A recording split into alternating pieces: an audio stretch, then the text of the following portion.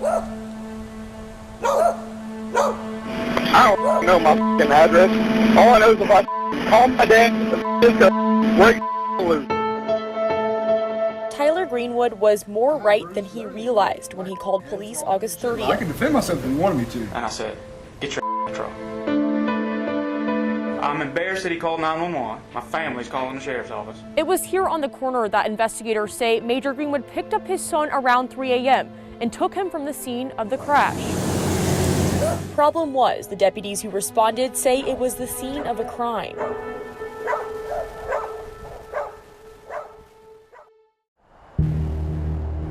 You as a law enforcement officer scoop up your son from the scene after he calls in a crime? It made me feel pretty pissed. Deputy Jared Davis was one of 3 officers at the scene that night.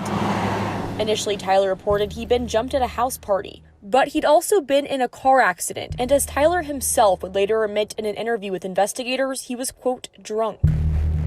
According to an internal investigation, Major Greenwood's meddling went beyond taking his son from the scene.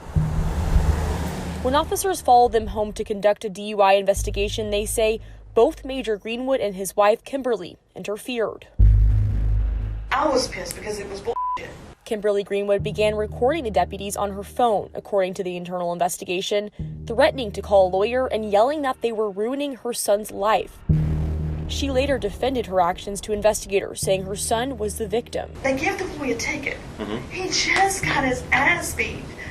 And you give him a ticket. The 3 officers say Greenwood initially told his son not to submit to a field sobriety test and even let him drink a beer, potentially spoiling the DUI investigation. All 3 recall the major saying, quote, in all my 26 years in law enforcement, I've never seen something like this. You know, I never would do anything to jeopardize an investigation. Greenwood did not get back to us about our interview request, but told investigators that he initially didn't know about the crash or the suspected DUI.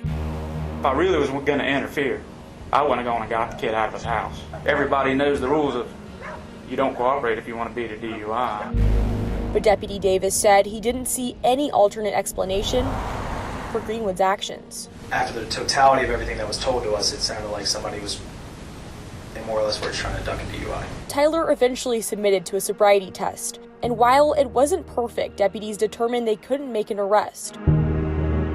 But as Deputy Nathan English noted, they also felt intimidated. It puts you in a really hard position. I felt almost ashamed, which is odd because I didn't put myself in that situation. I'm not the one who had done any wrong. Investigators determined Greenwood interfered with an investigation and committed a gross violation of the agency's standard of conduct, a potentially fireable offense. Sheriff Gator Deloach rejected that penalty and instead gave Greenwood a 3-day suspension. Deloach declined to be interviewed, but in a statement said, quote, it did not rise to the level of gross violation, and that because the major's wife also interfered, it would be, quote, fundamentally unjust to hold the actions of his family against him.